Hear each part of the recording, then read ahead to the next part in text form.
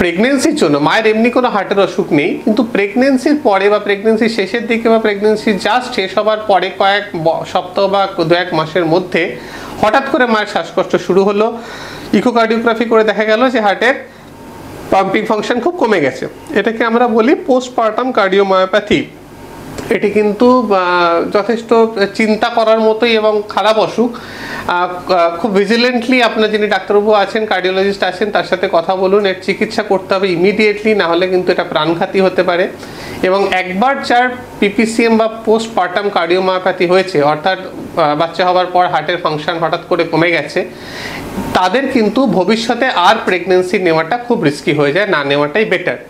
এবং জেনারেলি এই অসুখটা 50% ক্ষেত্রে 6 মাস থেকে 1 বছরের মধ্যে ঠিক হয়ে যায়, কিন্তু 50% মায়েদের ক্ষেত্রে কিন্তু এই অসুখটা সারা জীবনের মধ্যে থেকে যায়। সুতরাং এই জায়গাটাকে মনিটর করা খুব দরকার।